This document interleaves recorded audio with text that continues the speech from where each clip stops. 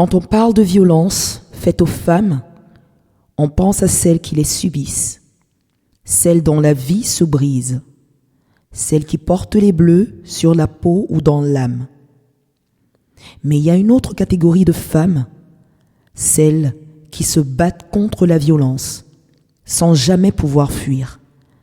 Elles ne la subissent pas, mais elles la côtoient chaque jour. Elles écoutent, la racontent et la défendent.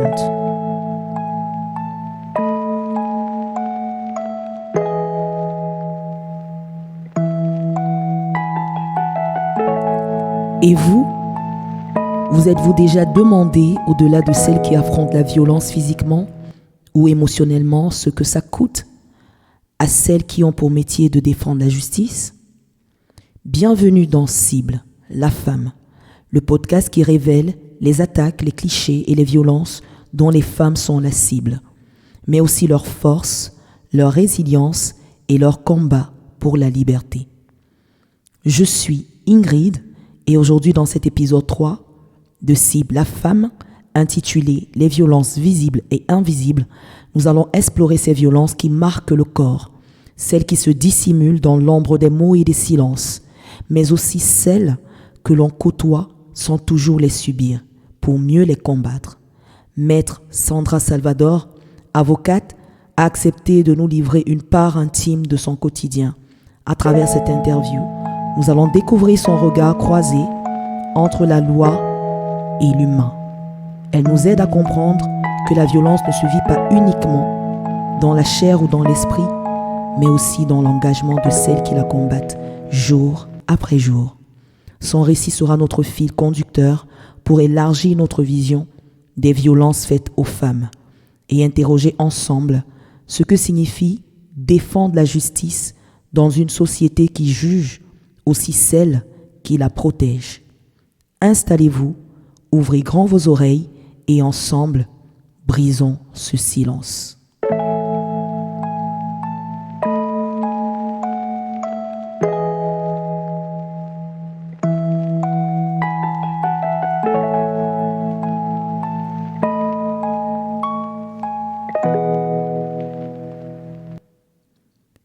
Il m'a dit que c'était ma faute. Il m'a dit que j'étais trop sensible. Je n'ai rien dit. Je pensais que c'était normal et qu'il avait raison de me décrire ainsi. Ce sont les violences invisibles, celles que personne ne voit, celles qui s'insinuent dans les gestes du quotidien, du harcèlement moral aux pressions conjugales, passant par la dévalorisation au travail. La violence commence souvent là où personne ne la voit, dans les mots qui blessent mais ne laissent pas de traces, dans les silences qui en disent long, dans les regards qui jugent sans parler. Combien de fois t'es-tu excusé alors que tu n'avais rien fait? En tant qu'avocate, Maître Salvador doit être forte, pas émotionnelle, mais juste défendre la loi, le poids de la symbolique de la robe. Elle doit prouver qu'elle n'est pas faible et rester professionnelle lorsqu'elle défend la loi. Cela impose de trouver des exutoires. Et toi qui m'écoutes, quel est le tien? À toi qui m'écoutes, as-tu déjà laissé passer des mots qui t'ont abîmé sans même t'en rendre compte?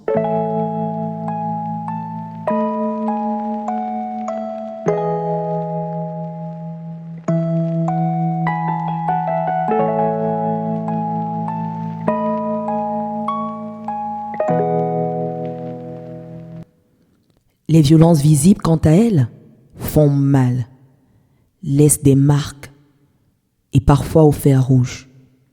Et très souvent, c'est celles qu'on croit visibles, qu'on cherche à tout prix à cacher.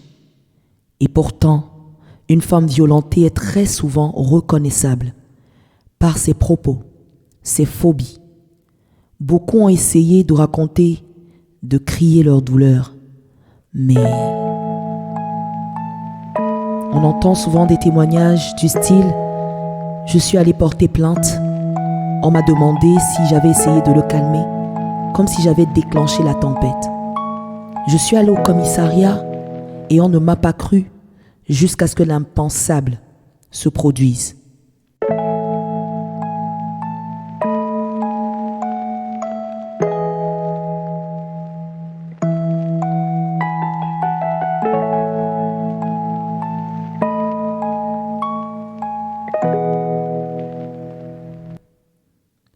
Et maintenant, si nous nous tournons vers celles qui ont pour métier de défendre la justice. Défendre la justice, c'est défendre tout le monde, les victimes, mais aussi les coupables.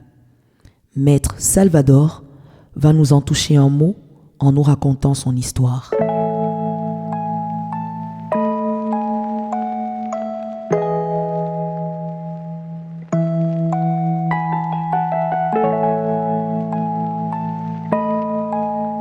Salvador, j'ai 45 ans.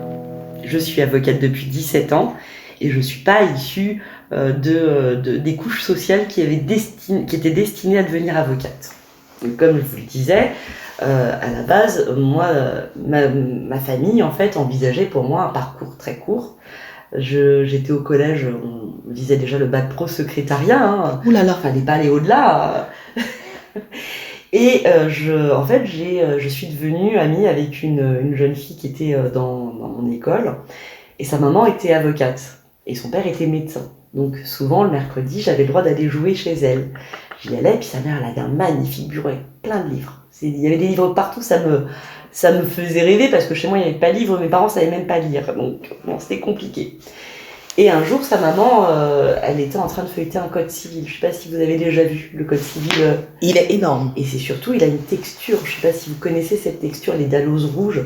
Ils ont une texture de papier très douce, très très fine, très agréable. Tout à fait. Et en fait, c'était un vieux code. Donc elle me dit, écoute, si tu veux, je te le donne pour t'amuser. Et à partir de là, avec mon amie Félicie, elle s'appelait Félicie, elle est devenue juge aujourd'hui. Oh. Elle s'était écrit. Ok. On s'amusait en fait à jouer à l'avocate et au juge. Donc je disais des phrases que je comprenais absolument pas, je stabilotais et le stylo sur cette feuille-là, ça me laissait une sensation de satisfaction. Donc évidemment, vers 10-11 ans, je rentre à la maison et je dis à mes parents, moi je veux être avocate. Alors évidemment, ma maman qui était femme de ménage, mon papa qui était garagiste, me regarde en disant, tu sais ma chérie, c'est bien, c'est beau d'avoir des rêves et on aimerait pour toi. Mais je pense que ça va être difficile.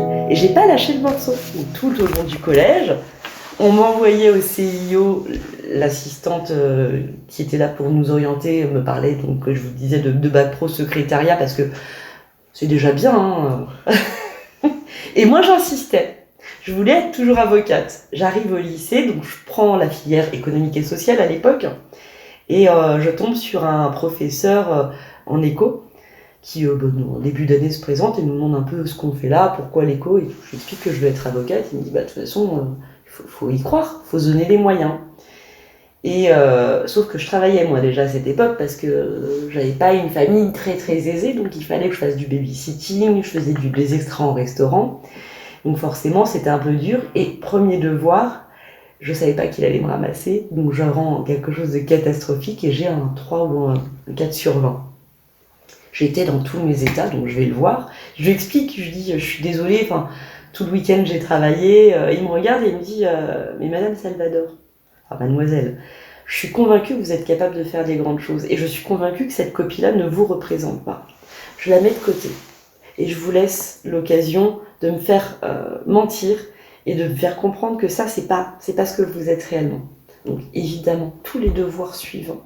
Mais je passais des heures à bosser dessus. Il me ramasse, parce que c'était aléatoire, il ramassait des copies comme ça un peu au hasard. Il me ramasse, et copie suivante, j'ai un 16 sur 20. Et je vois encore son sourire, il s'appelait Monsieur Blaisac. Waouh. Je vois encore son sourire, il m'a rien dit, mais il me tend ma copie, et ça voulait tout dire. Donc là, à partir de là, déclic. Je sais que je suis capable. Je vais jusqu'au bout, j'ai mon bac avec mention, je m'inscris à la fac, je continue à bosser, tout en étant étudiante. Alors, j'ai pas un parcours extraordinaire en tant qu'étudiante, je suis pas la meilleure étudiante en études, mais par contre, je décroche mes diplômes et je deviens avocate. Et aujourd'hui, alors mes parents, ils me regardent avec fierté, hein, mais c'est vrai que c'est ce que je vous disais, pour moi, les choses, elles sont innées. dès le départ, je savais ce que je voulais, et je pense que c'est ma force dans mon caractère. Quand je veux quelque chose, je me donne les moyens. Même si on me dit c'est pas possible, t'es pas capable, je sais de quoi je suis capable. Voilà. Wow. Et est-ce que vous pouvez nous raconter, tout à l'heure on parlait de vos plaidoyers, et il vous arrive d'accompagner des personnes qui ont des vies compliquées, des personnes qui sont peu recommandables. Et vous, en tant que femme, comment vous gérez ça? Est-ce que vous pouvez nous en parler? Effectivement, dans mon métier, on peut être de ce qu'on appelle du bon côté de la barre avec les victimes. C'est le rôle facile, c'est simple. On est de toute façon toujours bien accueillis avec bienveillance, et puis parfois on est amené à être accueillis avec à nos côtés des individus qui sont hors normes. La question qu'on me demande souvent, c'est la question typique qu'on pose à tous les avocats: comment tu fais pour défendre un criminel, comment tu fais pour défendre un violeur, comment tu fais pour défendre un meurtrier. Et sur ce point, j'insiste sur le fait que notre rôle n'est pas de défendre les actes. On ne cautionne pas ce qu'ils ont fait. Notre rôle est de les accompagner tout au long de la procédure, d'aller chercher ce qu'il y a de plus humain en eux, parce qu'il y a toujours une part d'humain dans chaque individu qui a commis des actes inhumains. Et de faire comprendre qui ils sont pour avoir la peine la plus adaptée. Il n'est pas question de plaider une innocence à ce moment-là, mais de plaider la personnalité pour que la peine pénale qui va être prononcée soit adaptée et qu'elle soit conforme au but recherché. Éviter le risque de récidive, réparer le préjudice que les actes ont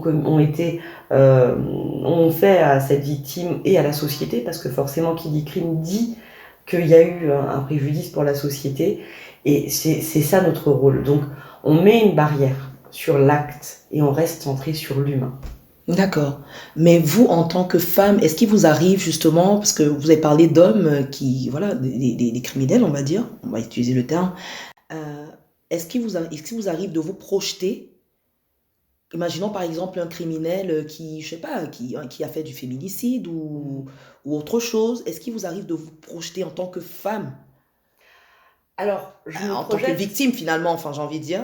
Je me projette pas, parce que ça serait faire des transferts et ce serait extrêmement dangereux, et là-dessus il faut qu'il y ait un mur émotionnel. Si je fais un transfert, je serai plus un bon avocat. D'accord. Donc non, je me projette pas sur ce que lui il a fait comme victime. Par contre, je vais peut-être me projeter sur son entourage qui l'aime, pour aller justement chercher tout ce qu'il est et ne pas le réduire à ce qu'il a fait.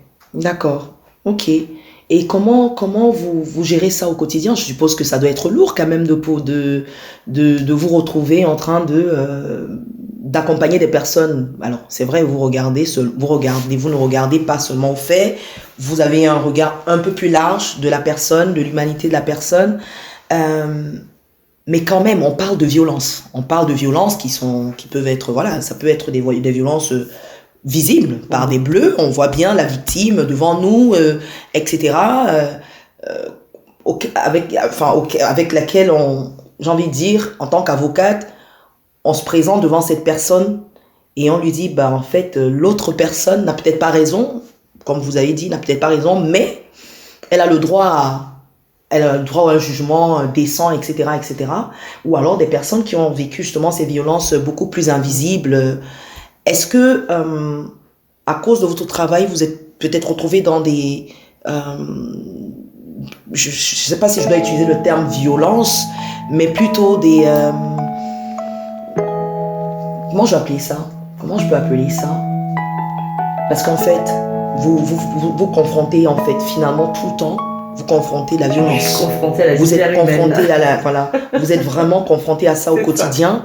Est-ce que c'est pas une surcharge? Enfin, est-ce que vous faites pas face, à des surcharges, par exemple, mentales, j'en sais rien, hein, mais comment vous faites pour gérer, pour rester professionnel, pas émotionnel, parce que justement, on a discuté tout à l'heure et vous étiez en train de me dire la différence entre une femme avocate et une femme qui ne l'est pas, c'est qu'une femme avocate, elle va rester professionnelle, et la femme que vous êtes aussi, hein, elle va être émotionnelle. Mais à partir du moment où je revêt mon habit d'avocate, je suis pro. Je pense que la robe, elle a une symbolique, et effectivement, quand on la met, c'est un peu notre bouclier. À partir du moment où on la met, on n'est plus dans la féminité, où on devient un avocat à part entière. Évidemment, on ne peut pas s'empêcher quand même d'avoir des pics d'émotions, c'est impossible. Et on ne serait pas des bons avocats si on était complètement dénués d'émotions. Nous, je peux pas vous dire que j'arrive à complètement me vider de tout ça, ce serait pas le cas. Et je pense qu'il en faut un petit peu aussi, parce que sinon on n'aurait pas d'empathie et de bienveillance, que ce soit pour la victime ou l'auteur. Hein. Mais on apprend à se préserver. C'est ça, je pense, l'essentiel, parce que il faut pas que ça ait un impact sur nos vies à nous. Il faut pas qu'on finisse par devenir tellement blasé qu'on voit plus les violences. On voit ce qu'il y a de pire. Hein. Vraiment, un dossier aux assises, il faut imaginer quand même sur un dossier, je donne un exemple typique, mais un viol ou un meurtre, on a les images, on a 3 jours, 4 jours d'audition de témoins, la victime qui vient à la barre et qui va devoir donner des détails, mais qui sont terribles. Pour elle, il faut les exprimer, hein. C'est pas simple de parler comme ça devant tout le monde, mais il faut aussi les entendre et les recevoir et accueillir tout ça. C'est encore plus terrible aussi quand on est complètement spectateur, parce que moi, la victime, elle a le sentiment de pouvoir enfin avoir justice. Nous, on n'est que là à écouter, et parfois bien démunis. Mais je pense que la vraie solution, c'est une fois qu'on passe la porte du tribunal, il faut que ce soit complètement derrière nous, que ça reste avec notre robe dans le sac, et qu'on ait des exutoires. Moi, j'en ai. Une fois que je suis partie, je ne suis plus avocate.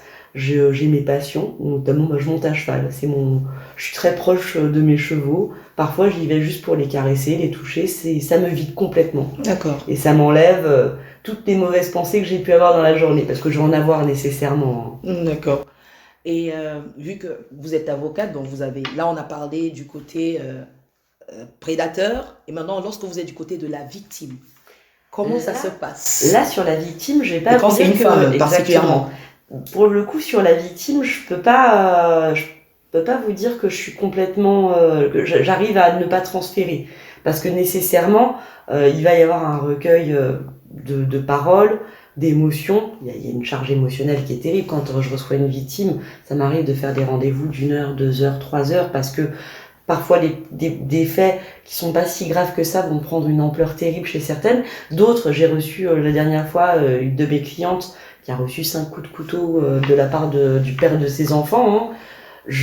Elle n'avait aucune espèce de réaction face à ça. Elle était dans la volonté de la sérénité, de l'apaisement. Elle voulait même pas se présenter au tribunal parce que elle voulait que ça reste derrière elle. Et moi, à ce moment-là, mon rôle, il est quand même de déclencher des choses. J'ai été obligée de lui montrer les photos qui étaient présentes dans le dossier. Notamment, il y avait une photo qui était terrible, c'était la trace de l'empreinte de pied de son enfant avec son sang. Et c'est là où ça l'a un peu fait réagir, où elle a réalisé la gravité. Donc, vraiment, on a toutes sortes de victimes. Il y a celles qui sont submergées et qui déchargent. Donc là, on accueille. D'autres qui sont complètement fermées. Et là, notre rôle, c'est d'aller chercher au plus profond. Mais évidemment que il m'arrive de transférer avec ces victimes-là, parce que c'est très spécifique. Et ce sont des situations dans lesquelles moi, je pourrais me retrouver. Donc, je transfère. Par contre, ce qui est assez impressionnant, et c'est un peu comme la robe, hein, à partir du moment où le rendez-vous est terminé, je souffle un bon coup, et puis je me dis, bon, là, je vais faire quelque chose de bien, parce que souvent, l'avocat qui va défendre le criminel, on va le regarder de travers, on est mal accueilli, hein. Et c'est normal aussi, parce que la société, elle voit que les faits. Nous, on sait ce qu'il y a derrière, mais pas les autres. Par contre, quand je vais assister une victime, je sais que mon rôle est différent. Je vais être là pour l'accompagner vraiment au sens propre du terme, pour être son porte-parole. Hein. Je fais valoir ce qu'elle veut dire et ce qu'elle veut exprimer, et pour réparer son préjudice. Donc là, j'ai un rôle qui est plutôt positif, et c'est ça qui motive et qui aide, je pense. Merci beaucoup, maître. Est-ce que vous pouvez juste une dernière question, qu'est-ce que vous pouvez dire à ces femmes qui vivent des violences visibles et invisibles aujourd'hui? Alors, que ce soit visible ou invisible, la seule chose que je leur dirais, c'est surtout restez pas isolés. Parlez, dénoncez. Même si, souvent sur les violences invisibles, je parle de harcèlement moral, de tout ce qu'on appelle les tyrans domestiques qui vous géolocalisent, qui vous suivent, qui vous harcèlent de questions alors que vous n'allez pas leur répondre parce que vous n'êtes pas leur objet. Ces femmes-là ont souvent peur de dénoncer les faits parce qu'elles ont peur de ne pas être crues. Et à chaque fois, je leur dis, c'est le pas le plus courageux que de passer la porte d'un commissariat, ou en tout cas de faire quelque chose et d'agir. Mais même si vous n'êtes pas cru par certaines personnes, réagissez et exprimez-vous, communiquez et restez pas isolés. Parce que c'est l'isolement qui fait que l'on arrive à des situations dramatiques. Merci beaucoup maître De pour rien. votre contribution.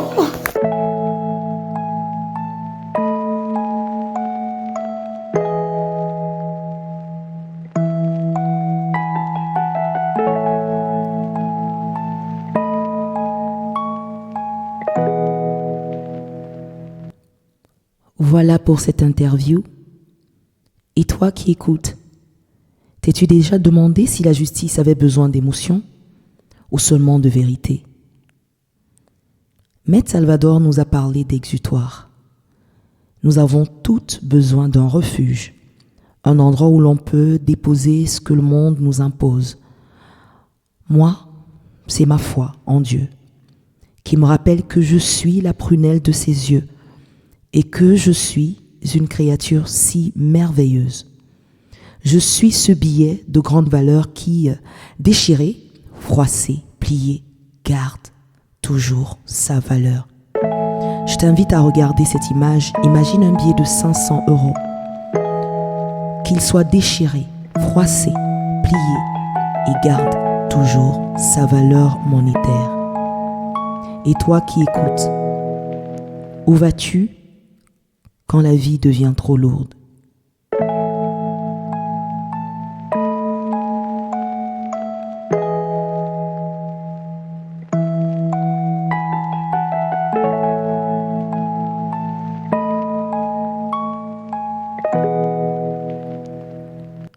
À présent, faisons une pause et laissons place à quelques chiffres alarmants illustrant la violence faite aux femmes. En 2023, 93 femmes ont été tuées par leur ex-conjoint, selon les forces de sécurité intérieure. La même année, 319 femmes ont été victimes de tentatives de féminicide par leur partenaire. Les forces de l'ordre ont enregistré près de 240 000 femmes victimes de violences commises par leur ex-partenaire en 2022, soit une augmentation de 14% par rapport à l'année précédente, c'est-à-dire 2021. Nous sommes en 2025 et ce chiffre continue à augmenter de manière alarmante. Depuis toujours, les femmes sont associées à l'émotion plutôt qu'à la raison. Cette image est biaisée par le fait que leurs paroles sont souvent remises en cause, comme si elles exagéraient ou inventaient pour attirer l'attention. Alors ma question, quand une femme pleure en racontant son agression, on dit qu'elle dramatise. Quand elle raconte calmement, on dit qu'elle ment. Finalement, quelle est la bonne manière d'être victime? Il y a aussi la culture du doute. Il faut des preuves, oui, mais quelles preuves? Les violences faites aux femmes, surtout psychologiques, laissent rarement des traces visibles. Or, notre société repose sur la présomption d'innocence pour les agresseurs. Mais où est la présomption de sincérité pour les victimes? Alors à toi qui m'écoutes ce soir, à vous qui m'écoutez, fermez les yeux. Imaginez que vous venez de vivre l'irréparable. Vous entrez dans un commissariat. Que vaut votre parole si votre corps ne montre aucune trace? Les femmes font face aussi à une société majoritairement, j'ai envie de dire, patriarcale qui protège les hommes. Les violences sexuelles ou conjugales sont souvent commises par des hommes proches de la victime, on l'a dit tout à l'heure, conjoints, collègues, parents. Et reconnaître ces violences, c'est aussi remettre en question un système de domination millénaire. Et ça, aujourd'hui encore, ça dérange. On l'a aussi vu dans plusieurs affaires médiatisées, ce fameux « et s'il était innocent ». Lorsqu'une femme dénonce, l'opinion publique souvent se focalise sur les conséquences pour l'agresseur potentiel et non sur les dégâts déjà vécus par la femme. Et lorsqu'on essaye de regarder du côté des institutions, que faire quand la justice elle-même ne croit pas? Les femmes doivent alors se battre non seulement contre les agresseurs, mais aussi contre l'inertie des institutions. Alors, une question. Le combat est-il perdu d'avance? Oh que non. Si vous écoutez cet épisode en silence, en pensant à ce que vous avez vécu, ce silence est votre prison. Mais si vous osez parler, même tout bas, ce silence devient votre arme. La clé, c'est la parole libérée. Plus une femme parle, plus elle permet à une autre de parler, jusqu'à ce que la voix des femmes devienne incontestable. Car en vrai, il n'y a pas de mauvaise manière d'être victime, mais il n'y a que de mauvaises oreilles pour écouter.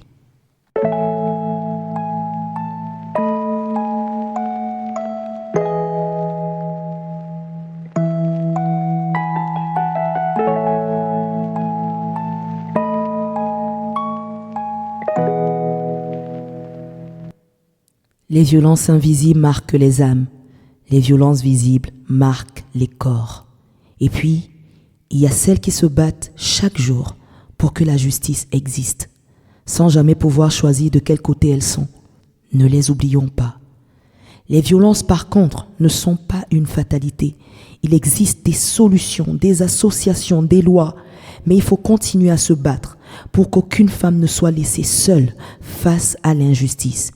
Si cet épisode vous a touché ou questionné, abonnez-vous, partagez ce podcast et surtout parlez-en autour de vous, car la parole est la première arme du changement. Demain, nous parlerons du monde du travail, un autre terrain miné pour les femmes. Regarder ailleurs, c'est être complice. Écoutons, soutenons, agissons.